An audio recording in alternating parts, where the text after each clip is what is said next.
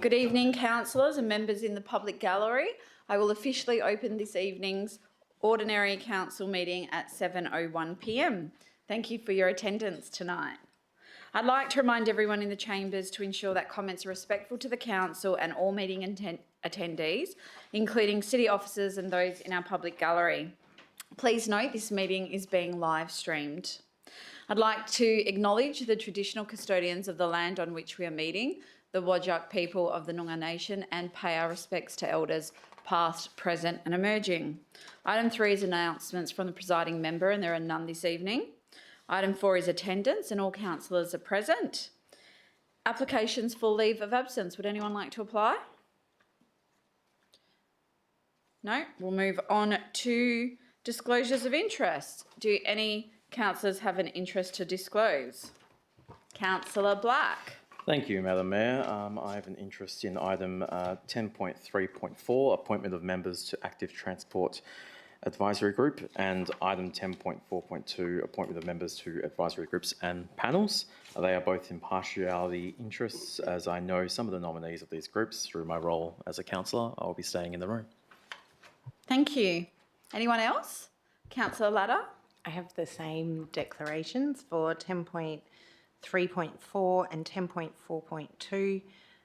I know some of the nominees through my work as a councillor. It's an impartial interest and I'll stay in the room. Thank you. Councillor Osazowski. Thank you. I have 5 declarations for tonight. The first one is for a petition which is going to be coming through shortly. I'm aware that there is a petition that's going to be tabled, and I believe I have a proximity interest based on the nature of that petition. So I'm going to leave the room for the tabling of that petition and for the voting of that petition. The next one is for item 10.3.4, appointment of independent members to the Active Transport Advisory Group. It's an impartial interest, and I know some of the applicants through my role as a councillor. My third interest is for item 10.4.2, appointment of community members to the Disability Advisory Group, Inclusive Bayswater Advisory Group and the Reconciliation Advisory Panel. It's an impartial interest. I know some of the applicants through my involvement with various community groups and also in my role as a councillor. My next interest is in regards to item 10.5.1.2, the City of Bayswater Annual Report and Annual Financial Report 2024-2025. The Underground Targeted Power Program is mentioned in that report. I do have an impartial interest on that, and information I have from the department suggests that I have an interest in common on the Targeted Underground Power Program at the moment. My declaration on this may need to change in the future depending on the nature of the report. I'll be staying in the room for that one. Can you just confirm the number, the item number? Sure. So it's the one regarding the annual report. I've got it here as 10.5.1.2. Thank you. Thank you. And my final one is in regards to the confidential item 14.1.1, property matter, Morley Station Precinct. I've had an association with one of the organisations mentioned in that report. It's an impartial interest and I'll be staying in the room. Thank you. Thank you. Deputy Mayor. Thank you. I have the same impartial interest for both 10.3.4 and 10.4.2, the appointments for those advisory groups. So I know some of the applicants through my role as a councillor. So I will stay in the room. Thank you. Thank you. Anyone else? Councillor Sutherland. I just want an impartial interest for 14.1.1. I know one of the clubs that is mentioned in the report, and also the Jade Lewis Inc. I know someone impartial, know somebody on the board there. And that is which? That is item 10.3.2? Yeah. And that's an impartial interest and you'll be staying in the room. Yeah. Thank you. Anyone else? I'll give a declaration for item 10.3.3, tender number 22-2025, City of Bayswater Civic Centre HVAC upgrade. I'm know someone who works for one of the organisations that tendered. It is an impartial interest and I'll be staying in the room. And I also have declarations for item 10.3.4, appointment of independent members to the Active Transport Advisory Group. Some of the members mentioned in the report are known to me through my work as mayor. It's impartial interest and I'll be staying in the room. And that is the same for item 10.4.2, appointment of community members to the Disability Advisory Group, Inclusive Bayswater Advisory Group and the Reconciliation Advisory Panel. I know some of those members through my work as mayor. It's an impartial interest and I'll be staying in the room. Okay, so if there's no one else with any interest, we'll move on to item 6, which is public question time. So, councillors, the city has received questions in writing from 2 members of the public this evening. The questions and responses are listed in your run sheet and I will take those as read. The questions and responses are also available on the city's website and will be provided in the minutes for this meeting. Members of the gallery, I'll first call for questions on item on this evening's agenda and then I will open to questions on items not on the agenda. Please provide your name and suburb before you ask your question and keep in mind that you are limited to 3 questions. Do you have one? Please come forward. Yeah, Aviv Silman, Naranda. Yes, so my first question is about item 10.3.3. It's about the HVAC system. Do you know if it uses a 3-phase power system and what plug does it use for the proposal? Thank you for your question. I certainly don't know that answer, but I'll go to the director to respond. Yeah, through the chair, I don't have that answer either. It's I know it's a big unit. It's most likely using 3-phase in terms of the type of plug and that sort of detail. I don't have that information with me now, but I can take that on notice and pass that information on. Okay, next on to 10.4.1. Did the developer for that proposal want a taller development? And if they did, why was that initial proposal denied? Thank you for your question. I'll go to the director to respond. Thanks, Madam Mayor, and thanks for the question.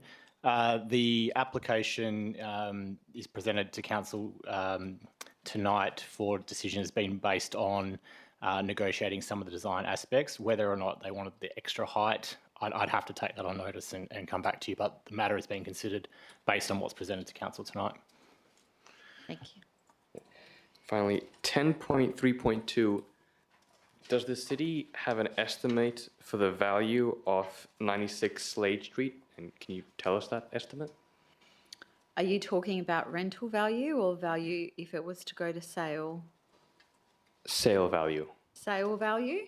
I'll go to the CEO to respond. Yeah, through you, Madam Mayor, we haven't got an up-to-date valuation of the sale of 96 Slade Street, so we don't have that information.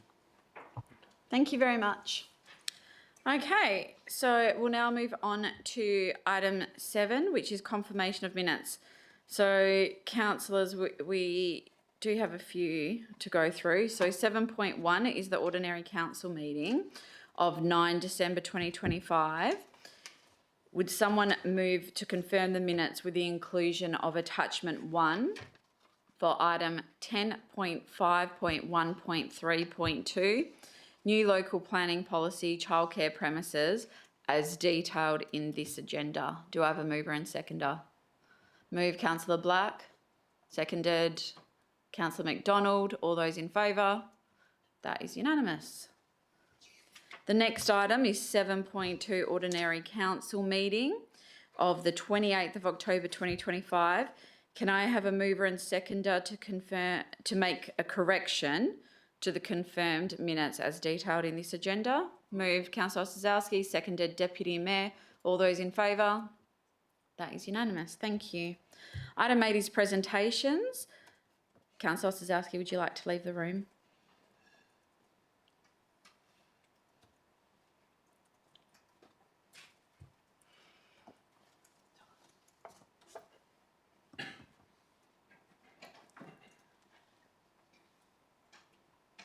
Councillor Loiacono, do you have a petition to table?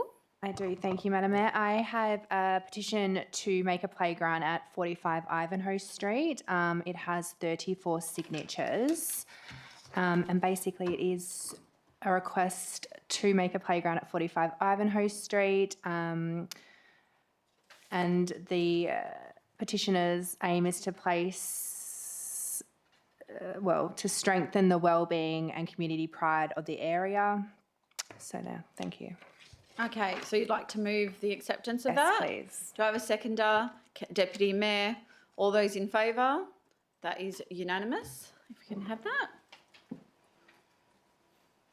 Thank you very much.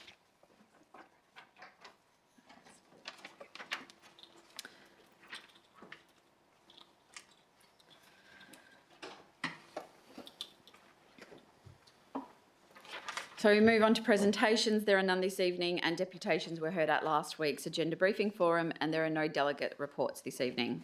So item 9 is method of dealing with agenda business, and Councillor Sutherland will be pulling first this evening.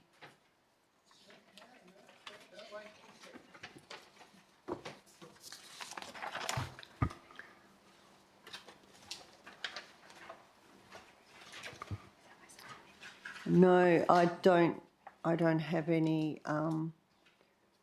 just 10, what is it? 10.3.4, and that's it. And 10.4.2, that's it. 1 second.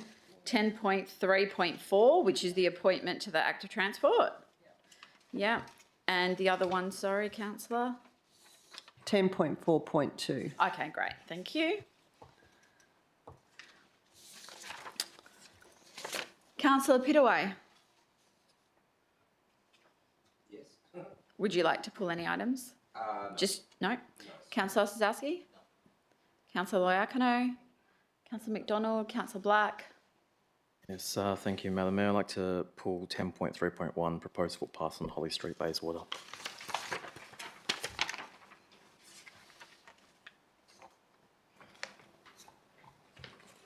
Thank you. Deputy Mayor, Councillor Ladder. Thank you. I'll pull 10.3.2 and 10.5.1.5. 10 point, sorry, can you repeat that? 10.5.1.5, it is the quarter Yeah, one quarterly performance report corporate. yeah. And 10.4.3, the local emergency management arrangements. Cool, thank you. Okay, so we'll now move to consideration of the reports in section 10. Can I please have a mover and seconder to bring forward items 10.1.3, 10.3.2, which were subject to deputations? Deputy Mayor moves, seconded Councillor Ladder. All those in favour? That is unanimous. And councillors, seeing as items 10.3.4 and 10.4.2 have been pulled, can I please have a mover and seconder to move discussion of these items to the beginning of section 14 so that the confidential attachments can be discussed behind closed doors prior to the consideration of item 14.1.1? Moved Councillor Black, seconded Councillor McDonald. All those in favour? That is unanimous. Okay, so we will begin with item 10.1.3, which is request for minor district boundary realignment. Nobody's pulled this, but it's. Do I have to do that one if no one's pulled it? It's deputation. Yeah. So do I have a mover and seconder? Moved Councillor McDonald, seconded Councillor Black. Would you like to speak to it? Councillor Black. Anyone wish to speak against? Councillor Ladder. I just want to confirm that this motion, if passed, doesn't preclude a boundary adjustment as a possible solution to these problems in the future. I think you asked that last week, Yeah, and the it answer was no, it doesn't preclude it. Thank you. Anyone wish to speak against? Anyone wish to speak for? If not, I'll put it straight to the vote. All those in favour? That is unanimous. So we move on to item 10.3.2, which is the lease renewal, Jade Lewis and Friends Incorporated, 96 Slade Street, Bayswater. Councillor Ladder, you've pulled this one. Yeah, just to vote against if somebody else wants to move. Do I have a mover and seconder? Moved, Councillor Sutherland, seconded. Councillor Ostrowski, Councillor Sutherland, anything? No, look, I think these people have been here for many years now, and they're obviously doing something good work. The applicant is happy with the terms and the officers agree with it, so I'm happy for them to proceed. Thank you. Councillor Ostrowski, anything? Anyone wish to speak against? Councillor Ladder? Thank you. I'm not going to support this, and I just wanted to explain why, I suppose, so that people can understand. At the agenda briefing forum, I asked the deputy about the missing financials for the audit reports that were missing from previous 2 years, and was told that she was happy to provide those to us before the council meeting, and that hasn't happened. So that's one of my big concerns, is that this is an organisation where, as somebody who's quite involved in the community, it's not really clear what activities they undertake in our community.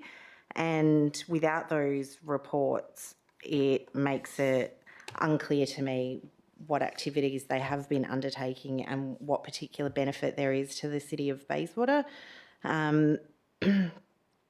So that's my primary reason for not supporting this lease, but also this site does form part of a larger precinct that is currently subject to an expression of interest process, and I feel like it's quite late in the process to award a new lease, and I feel like a month-to-month sort of arrangement would have been preferable.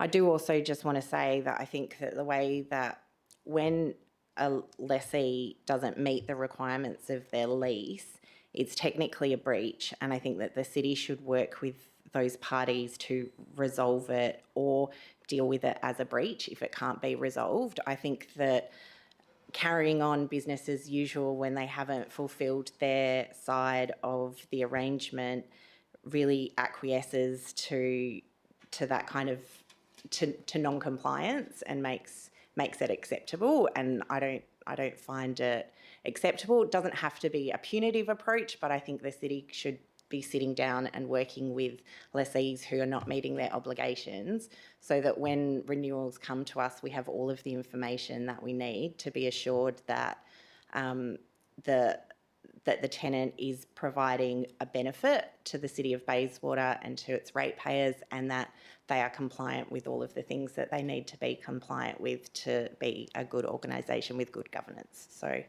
those are my reasons. Thank you. Anyone wish to speak for? Anyone wish to speak against?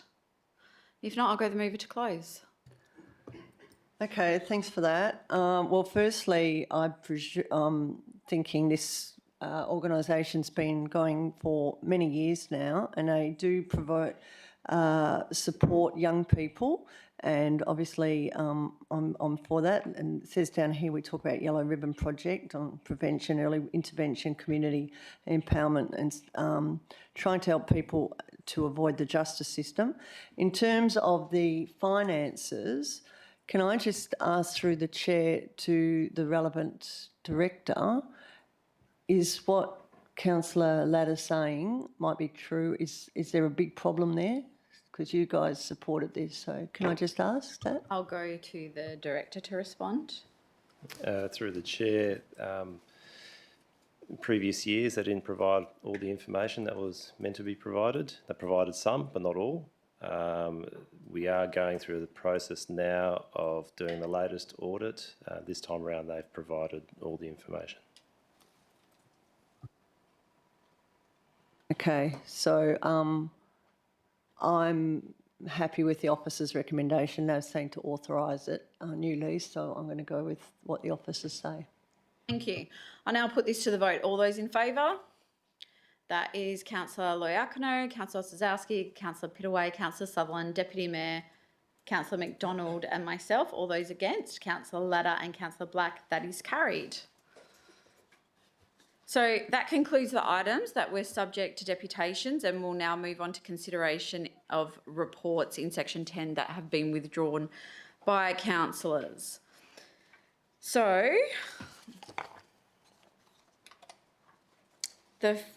we have to do 10.2.6, which is financial report for the period ended 31 December 2025, because that requires an absolute majority. So can I please have a mover and seconder? Moved Councillor Ladder, seconded Councillor Black. Anything, Councillor Ladder? Councillor Black? I'll put that straight to the vote. All those in favour? That is unanimous. So the next item is 10.3.1, proposed footpath on Holly Street, Bayswater. Councillor Black, you've pulled this. Are you moving the officer's recommendation? I am moving the officer's recommendation, Madam Mayor. Can I have a seconder? Councillor McDonald, Councillor Black. Thank you, Madam Mayor. I've been contemplating this agenda item with some great difficulty. In this instance, I'm inclined to support the officer's recommendation, and I think I'd like to explain why I'm inclined to do so as well. Can I just interrupt? I've just got a note here, just to make sure that councillors are aware that late correspondence was received yesterday on this item, and it's been provided to all councillors. Okay, sorry to interrupt. That's right. Thank you, Madam Mayor. In this instance, I'm inclined to support the officer's recommendation, and I'd like to explain why I am. This decision does not come without direct consultation. Myself and my colleagues, Councillors McDonald and Ladder, door-knocked the streets and the surrounding areas last week to inform them about this upcoming item and to understand their perspective. The feedback was just about as 50-50 as you can really get from my perspective. But one of the key items of feedback was that I would say that there was a fair amount of agreement that the design of the proposed footpath was where most of the concern lies. And that is what I believe is where we can find the best pathway forward with this item. I've door-knocked extensively in areas where there are no footpaths, and in most of those areas, footpaths are something that our residents tell me that they desperately want built. And it's something that I want to see too.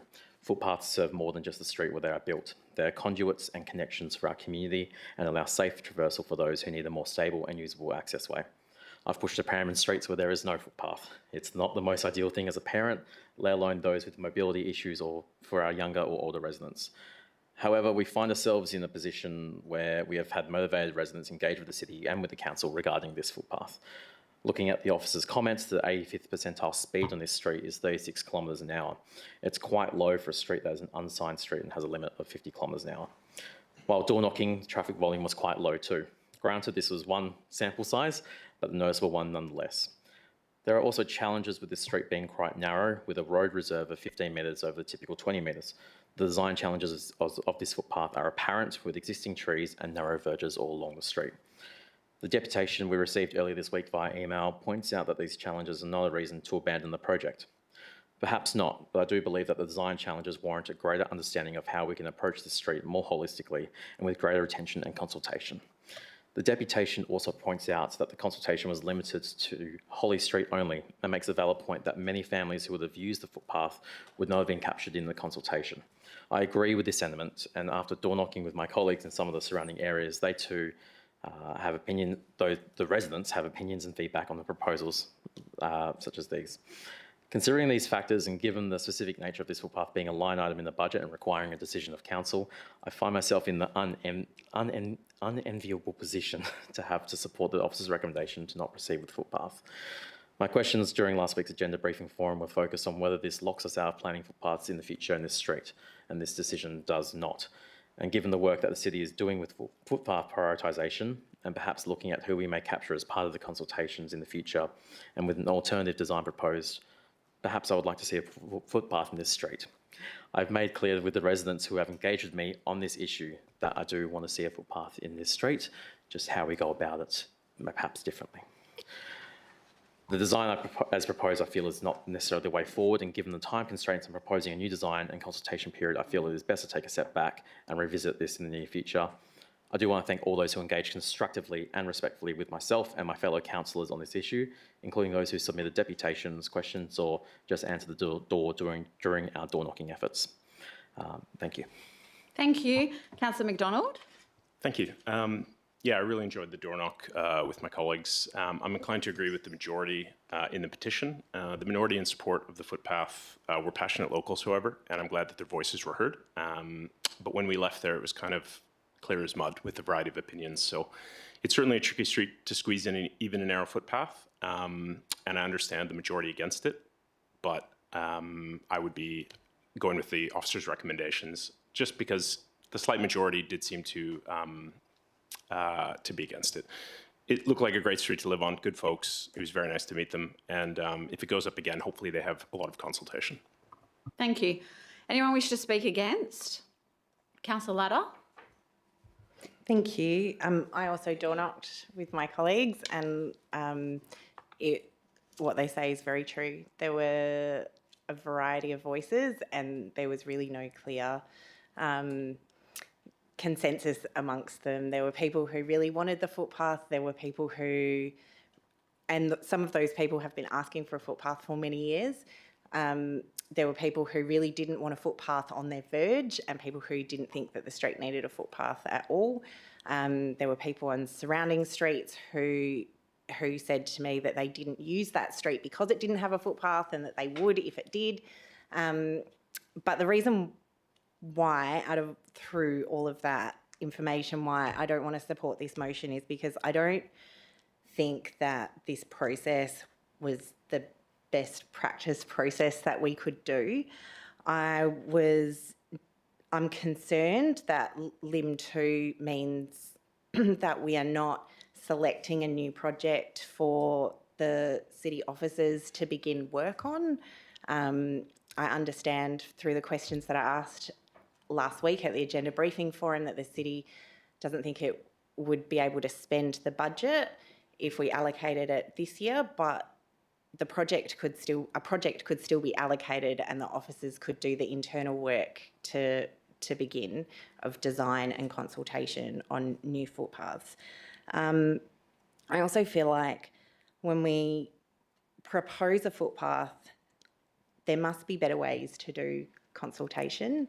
The residents in this case were quite shocked at the initial size of the footpath proposed, given the narrow verges, and over time and discussion with the city, I thought that they had reached a compromise on a much narrower path, and then they realised that they didn't have to accept anything, and so it's come to council, which is fine. But I just think if we could actually nominate a time where residents from a street and surrounds could come and meet with the city and with each other and have a discussion about a proposed footpath where they can hear from each other and not, have an idea in their head about what this opposition is about, or why people want it or don't want it, I feel like they would actually probably be able to reach agreement with each other in the city much more easily. I appreciate that maybe the city would find that a little bit more time consuming and challenging, but I think that actually the amount of time spent on this project to get to this point has been very time consuming and challenging. So I don't know that it avoids that. I do appreciate that we now have a new way to allocate footpath projects, and I think that that's great. We need a new rating system to help find the high priority projects, but I don't feel really happy about how this particular project went and to find ourselves in this place. So I don't want to support this recommendation that means that there isn't a new project that's allocated. Thank you. Anyone wish to speak for? Anyone wish to speak against? Deputy Mayor? Thank you. Look, I will also not support the officer's recommendation, and I will foreshadow that we support the footpath. It's always tricky when we do get some opposition with regards to constructing a footpath, and I understand that some may feel very adamant about taking part of the verge in front of their property. But in this case, if there are families around that are saying to us, we need this footpath for the safety of our kids, we need this footpath because we are seniors, we need a footpath for accessibility reasons, I am not in a position to oppose that, and it was not only one or two people, which I think is enough. It was actually a big amount, and we heard from the mover that he calculated 50-50, which is quite a lot, I must say, to reject the footpath in my view. I also spoke to some people that I know living in that area. Some live in Gordon Street. I echo the sentiment and comments around the consultation process. I don't think it was undertaken adequately when some people that are in the walkable catchment walking on the street that were not consulted, and they told me very clearly, we do need this footpath. And I recall that since 2017, when I joined the council, I asked the city, when I started to see those debates around footpaths, you do need to consult with the wider catchment to capture those who will walk along those footpaths, not only the property owners of the street, because that footpath serves everyone in the neighborhood that will need that. And that street is, whilst it is narrow, and I do acknowledge that, it is on our approved long-term cycling network, which is a key route to link to Meltham Station, to the Maylands Town Centre, and the river and other hubs. That's why I initiated the Safe Routes to School, that we can address those issues. And many of them who live in that area, they have kids and they do use it on a daily basis. And currently they walk on the street. They walk on the street. As the lady told me, I feel that my child is very young and is unsafe when he goes on the scooter on the street. So I'm not supporting footpaths for those who do not want it. I support footpaths for those who need it and require this. And I do think it is a basic infrastructure that we provide for our residents.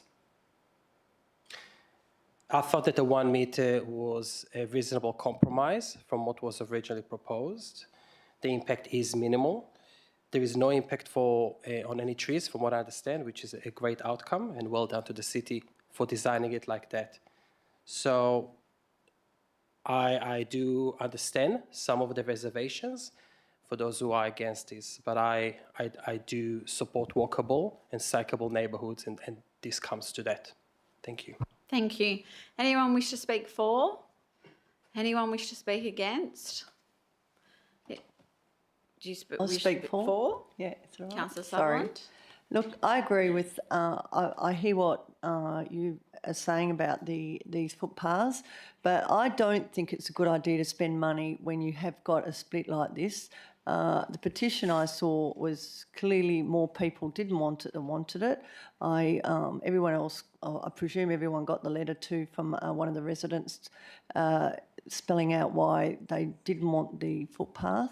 And I think just because one or two want it, I'm the opposite. I think majority rules. And this one, to me, I think erring on caution, not have it go out again and see what's happening. I think also the traffic data shows it's not needed. And thirdly, this money can be spent in other parts of the city where it is needed more desperately.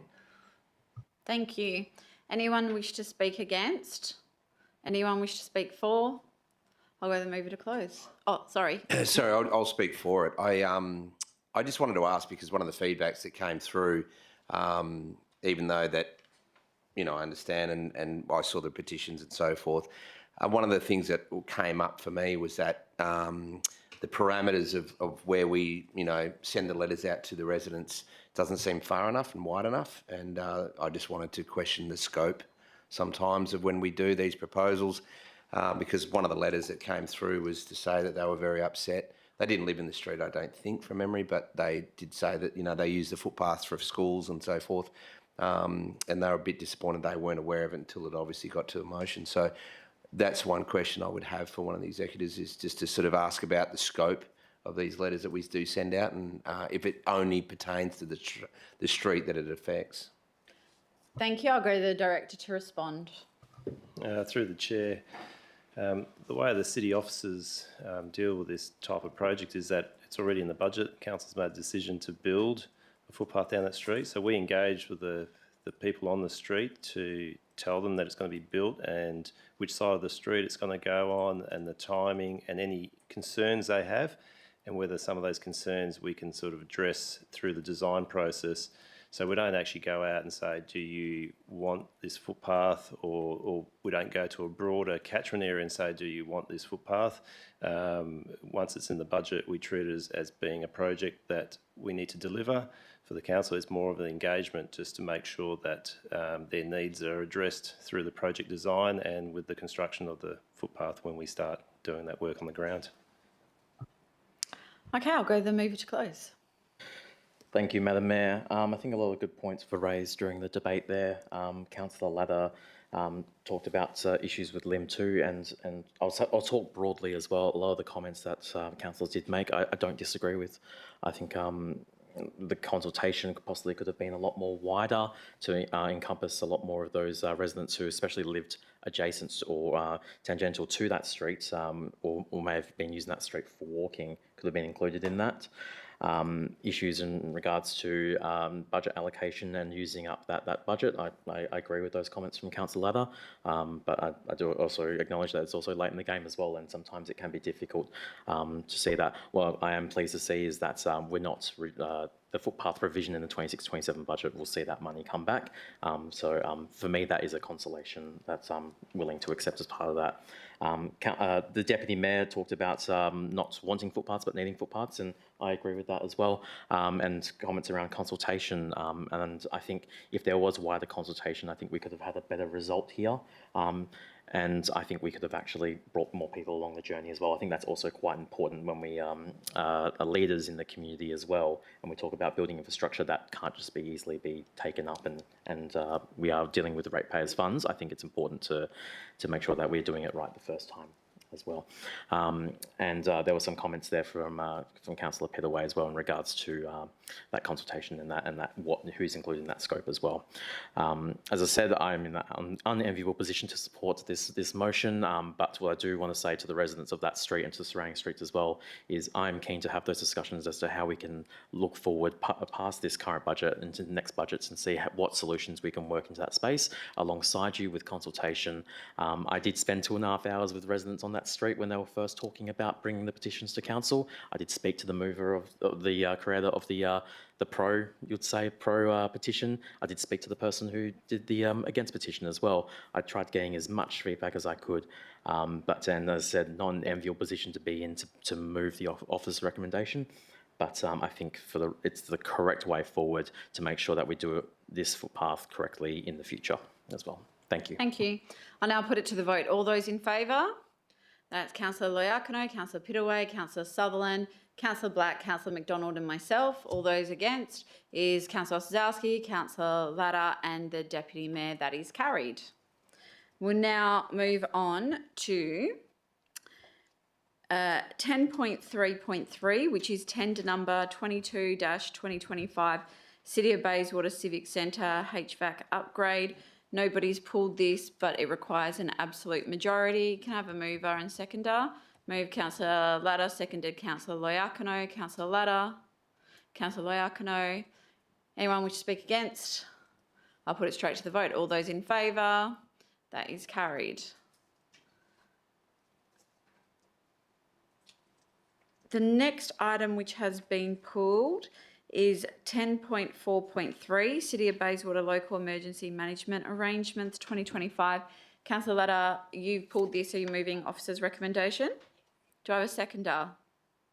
Councillor Black, Councillor Ladder. Thank you. I just wanted to have an opportunity to speak about the really good work that the city does in this space. I'll keep it very brief. These LEMAs only come through council, I think, every 5 years, and I've sat on the Local Emergency Management Committee for the last 2 and a bit years. In last year, when we had the Morley Market fire, was actually the first time that these local emergency management arrangements were activated in about a decade, I think, or over a decade in the City of Bayswater. And I just wanted to commend the city and the relevant officers for having such a high level of preparedness, despite the fact that we don't exercise it very often. And I think that that's a credit to how we do it, the fact that we have an officer with specific expertise in this area who guides it. And yeah, I think the city does really good work, and I wanted to recognise that. Thank you. Councillor Black, anything? Anyone wish to speak against? Anyone wish to speak for? I'll just say a few words because unfortunately I was the person responsible for chairing that emergency management meeting for the Morley market fires. And it was a strange experience because I had to chair something I didn't know what I was doing, and then the head of the fire department turned to me and goes, "That's a good thing that you don't know what you're doing. It means you haven't had emergencies before." So yeah, it was a difficult time, but we got through it as best as we could. And just to shout out to Anthony, the officer that Councillor Latta is referring to, and just to acknowledge his efforts under such pressure during a very difficult and complex time. So please pass on our acknowledgement to Anthony. Thank you. I'll put this straight to the vote then. All those in favour? That is unanimous. So the next item is 10.5.1.2, the City of Bayswater Annual Report and Annual Financial Report. No one's pulled it, but it requires an absolute majority, so I'm happy to move that one. Seconded, Councillor Latta. Anyone wish to speak on it? I'll put it straight to the vote. All those in favour? That is unanimous. And the next item is 10.5.1.5, the Q1 Quarterly Performance Report Corporate. Councillor Latta, are you moving officer's recommendation? Do I have a seconder? Councillor Loiacono, Councillor Latta. Thank you. This is the first time that we've seen the implementation action reports for the city's plans, and I just wanted to say that I appreciate it. I think it's good that this information is collected in this way for people to understand, and I suppose we'll see how whether people find it easy to follow and maybe get some feedback from the community as we go forward into future years. But I was just really happy to see it laid out so that it's clear what's been resourced and what the city is working on. Thank you. Councillor Loiacono, anything? Anyone wish to speak against? Anyone wish to speak for? I'll put it to the vote. All those in favour? Unanimous. Okay, so we'll now move to adopt the remaining items in section 10 on block. Can I have a mover and seconder? Move Councillor Black, seconded Councillor Latta. All those in favour? That is unanimous. Okay, so we'll now move to notices of motion, and we have 11.1, Councillor Black, replacement of trees lost in December 2025 storm event, and we'll get that up, and a minor amendment has been proposed, which I have accepted as the presiding member. So Councillor Black, I will first ask for a seconder. Councillor McDonald, Councillor Black, go ahead. Thank you, Madam Mayor. I'm pleased to move this motion tonight. In December last year, our suburbs experienced a short but intense storm event that caused a fair amount of devastation, not just to property, but to our natural environment too. Losing trees and other natural assets to storm events is not unheard of and even accounted for in our long-term planning. But this storm event in particular was quite devastating to our mature tree assets. While I understand that the file numbers are still being tallied by the city, so far we have lost 110 mature trees in our public lands and street verges, and an additional 45 trees severely damaged and scheduled for removal. This doesn't include the large amount of limbs and branches that were removed from trees, some unfortunately causing damage to property or blocking streets and thoroughfares, and nor does it include the countless other trees that have been lost on private property in our residents' backyards. The city has put in a significant amount of work to increase tree canopy coverage across our suburbs, and I was pleased to see that over 3,200 trees were planted across our suburbs during last year's planting season. That's above and beyond the city's target, and this should be applauded. What I would not want to see is this hard work being jeopardised, nor set back by natural events such as these. This motion helps to address the concerns that have been raised by residents in the aftermath of the recent storm event. This motion ensures that we can deliver both of our regular tree planting schedules and targets as set by council, in addition to providing for replacements during extraordinary events. We know trees take a long time to grow, to mature, and to contribute towards our canopy targets. And every unfortunate setback, especially those caused by extraordinary natural events, requires addressing sooner rather than later to give us the best chance for success. As I said before, the city does model, plan and account for tree loss, but for events like this one, which has been recognised as extraordinary, we may have to provide the extraordinary and additional reassurance to ensure that we stay on track for our tree canopy targets. Providing important shade cover within our suburbs is just as important as planting more trees in our urban forests, our foreshore area and in our parks and reserves. I want to thank city officers for their assistance in drafting this motion and for providing the attached report before you tonight. This is my first notice of motion. I've learnt much about this process and how best to use these effectively to allow us, the elected members and the city, to serve our community in the best way possible. The executive has been nothing but supportive in these discussions, and I want to particularly recognise and thank them for this as well. I also want to thank city workers and contractors who have been out there since the storm events of the 14th of December, cleaning up the damage to our natural environment. Myself and many other residents are thankful for these efforts, which have been ongoing since the evening of the storm and which I understand are due to finish up around the end of the month. I also want to thank those who gave deputations for this item and those who reached out to me over the last week to provide me with feedback, the result of which is what is being moved this evening. Lastly, and on a more personal note, I believe that we're all here tonight and on many Tuesday nights to make our city and our local communities a better place to live, continually striving to improve what we can and where we can. A better place to live for our future residents, such as my daughter, who today has turned 2. Happy birthday, and I'm sorry I'm not at home this evening celebrating with you. Councillors, I hope that I have your support for this motion. Thank you very much. I think we need to finish this meeting early. Councillor McDonald. Thanks, Madam Mayor. Yeah, happy to second this. We lost a lot of trees, particularly in Westward, and it was pretty notable about the shade canopy and the poor streetscapes that were impacted. I lost 2 in my own front yard, actually. This is not a very big cost in the scheme of things. The city told me that 30 to 55K, I believe, was the estimate, depending on the size of the trees that were planted. And I would hope that we lean more towards the mature side with replanting some of these. And it's obviously an opportunity to improve the species that we replant. And I'm hoping that larger, more mature trees would increase the survival rate as well as quickly recovering. Support the motion, and I want to note the wonderful job that the city did in the first week back in January, prioritizing the residential areas and the cleanup of the storm. We had a lot of messages about that, and I think it was overwhelmingly positive about just how quickly the city responded to it. Thank you. Anyone wish to speak against? Anyone wish to speak for? Councillor Latta.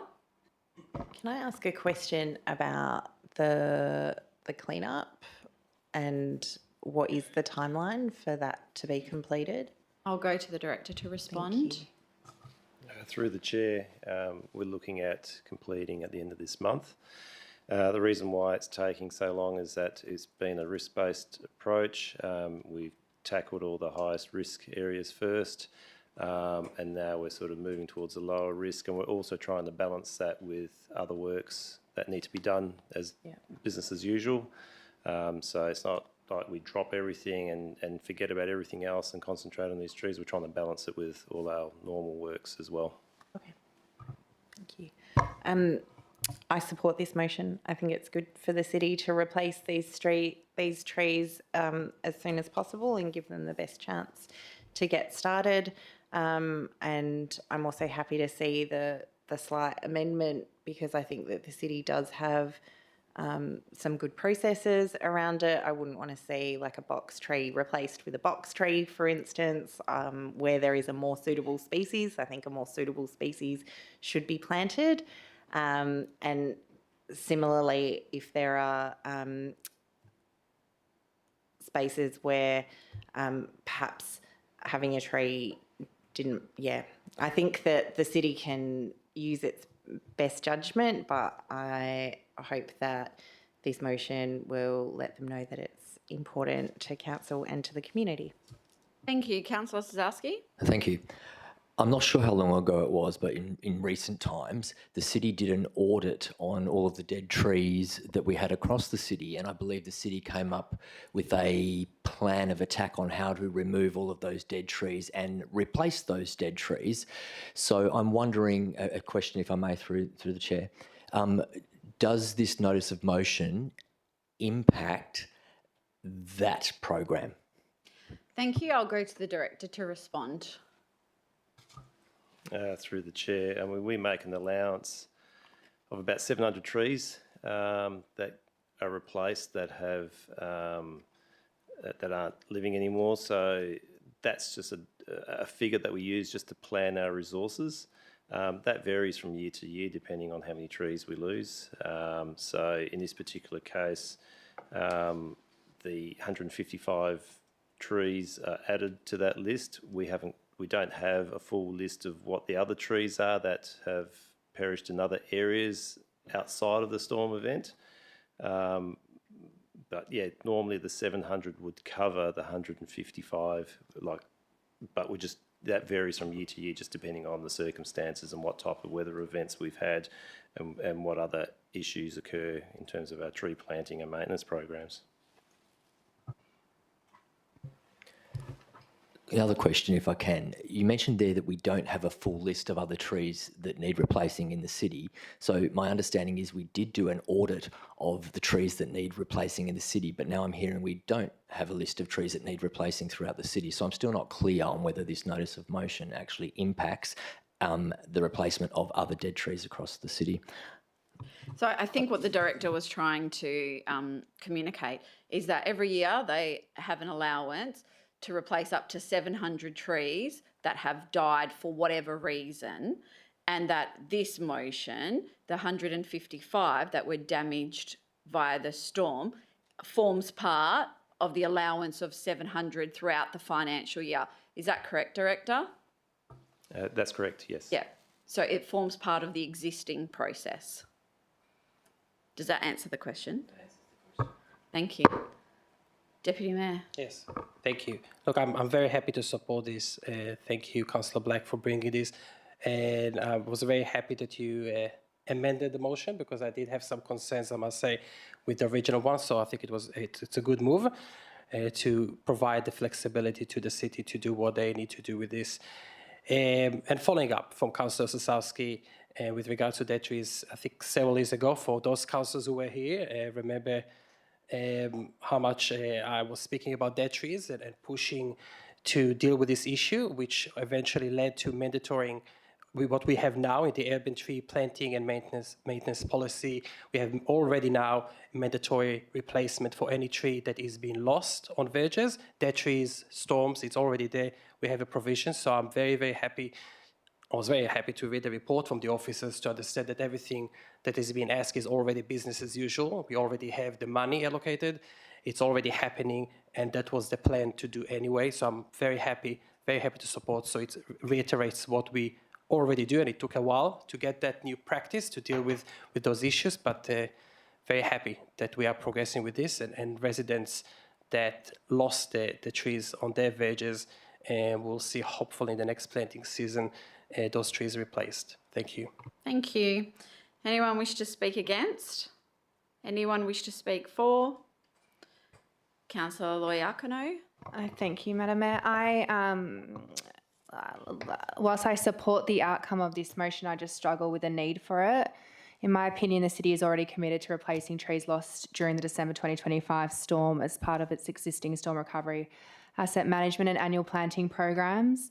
Replacement on public land, including verges and consideration of appropriate species and locations, is already standard practice and embedded in the current operational planning. I appreciate this motion would see trees planted in addition, but as the director has just said, to me, it's by the by. Some years we get storms, some years we don't. Some years we'll get extra trees planted and some years we'll be replacing trees. And that, to me, is what the allowance is for. As such, this motion, in my opinion, does not introduce any new real direction or resourcing. And as the Deputy Mayor's just said, we're continuing to do what we already do. Voting against it could be misconstrued as opposition to the tree replacement, which is not the case. And again, I'm in the opinion that this is the council's current position in any event. Thank you. Thank you. Anyone wish to speak against? Anyone wish to speak for? If not, I'll go the mover to close. Oh, I just wanted to ask sorry, a quick, keep. sorry, Madam Mayor. I getting know you I think you raised this point last week, so it's only been a week, and I know insurance companies don't move that fast. But has there been an update on that? If I could ask the director through the chair. I will go to the director to respond on the insurance issue. Through the chair, I don't have any further information since last week, but once I do get some information, I'll pass that on to councillors. Thank you. I'll now go to the mover to close. Thank you, Madam Mayor. I'd just like to point out my daughter's bedtime is 8:30, so we do have plenty of time. Not to rush anyone. Council meetings are very important. She can so stay up later on her birthday, can't she? She absolutely can. She's an amazing girl. I just want to say I appreciate all the comments that have been made around the table this evening. I think some excellent points have been made by councillors. I just also want to thank again the work from the executive. Again, this was my very first notice of motion. I appreciate the guidance and support and the work that this does involve as well. It doesn't come for nothing, so I do appreciate that, and I just want to put that on the record there. I think that it's very important to demonstrate, as Councillor said, the commitment that we have to the community to a replacing of these trees, in particular for the storm event, and giving ourselves the best chance of success for the tree canopy targets in particular. I just want to point out as well that the Mayor made a great question last week in regards to the insurance claim and the Helliwell value of these trees as well. I think that would be quite interesting to see, and I know that residents have already noticed that that question has been asked, and they're curious to see where that comes back to. So I'm keen for the further updates there through the Director, of course, Madam Mayor, and obviously noting that Helliwell valuation of mature trees does tend to be quite high. So depending on what that figure is, I'm very keen to work with the city and with the council to see what outcomes we can achieve from that as well in the future. But of course, I don't want to preempt any further decisions of council in that comment as well.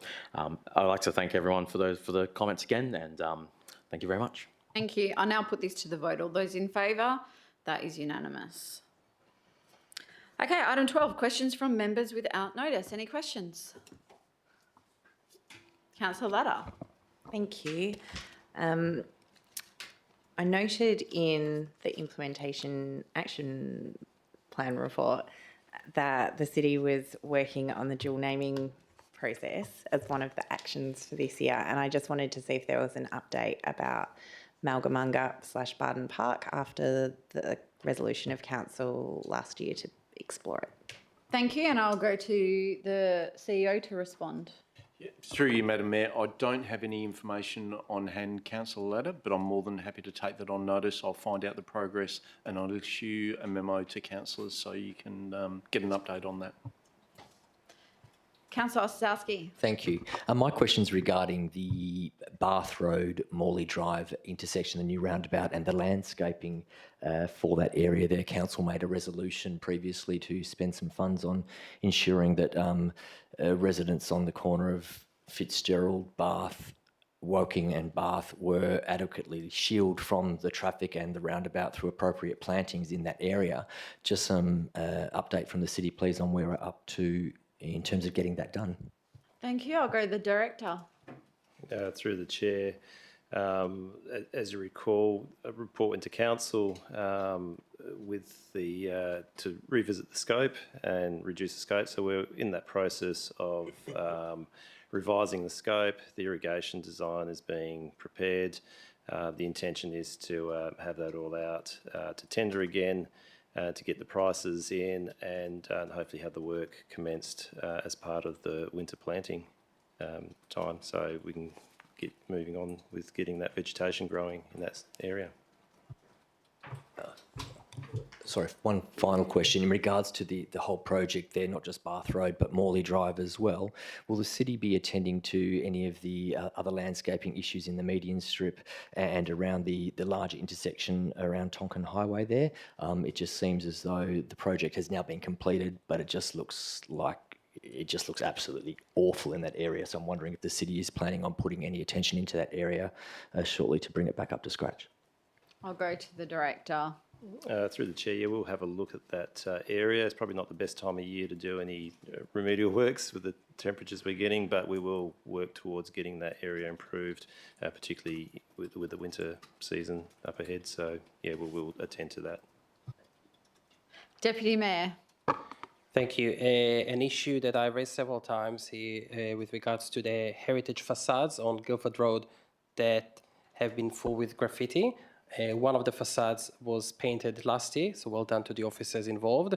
The other, Williamson's Garage, owned by Craig Kerr, still full with graffiti. So I want to know, last time I heard that there is a plan that is being worked on, and any update when we're going to see the facade painted by them. I'll go to the director. Thanks, Senator Mayor. Thanks for the question. I'll have to take that on notice and come back to you with that information. Thank you. Councillor Sutherland. Yeah, I was wondering through the chair if any of the officers or the CEOs heard anything about the Morley Market site, what's happening? I'll go to the CEO.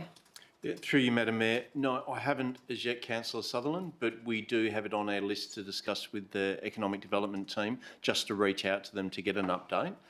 So when we do get that, I'll issue that information to councillors. Councillor Black. Thank you, Madam Mayor. Through you, I've had a number of residents and community groups reach out in regards to the site where the former Currajong tree sat adjacent to Bayswater Library. In particular, they've had some suggestions and ideas. I just wanted to see if the city has received those or if there are any longer-term plans that the city is thinking about that site now that that Currajong tree is unfortunately no longer there. Yeah, I've also received some of that correspondence with ideas, and officers have responded to me. So I'll go to the director to update everyone. Yeah, through the chair, it's something that we need to come up with some replacement or something different with that area. It's not probably something that we decide as officers on our own. We'll probably bring something to council, maybe to a briefing, to have a discussion in terms of understanding what the ideas could be, and give us a bit of direction so we can go away and work on some plans for a replacement. Yeah, we just need to book that time in. We've had those discussions internally that we need to do that. So yeah, we'll bring that to a future briefing for discussion. Yep, thank you. I think that'll be of great interest to the community. Thank you. Anyone else? No, item 13 is new business of an urgent nature, and there is none this evening. So we'll now move on to our confidential items. And can I have a mover and seconder to go behind closed doors? Move Councillor Black, seconded Councillor Loiacono. All those in favour? That is unanimous. Thank you.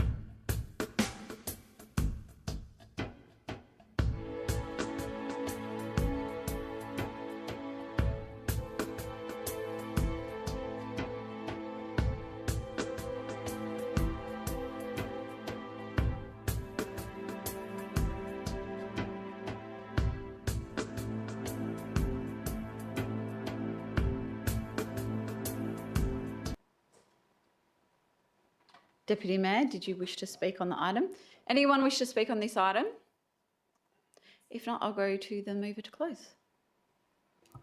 Sure. Look, I just want to reiterate that I think these panels and advisory groups are really essential to the city's work. We should always be consultative in the work that we do, and this is a really excellent way, not just to consult, but to reach more people within, particularly marginalised communities and communities that we should be thinking about when we make our decisions. I'm really grateful for all of the community members who sign up, and I think the small amount of remuneration that they get is actually not enough for the work that they do. I think it's very hard to quantify the value of the lived experience and other experience that they bring, and we're really lucky to have such an excellent group of applicants.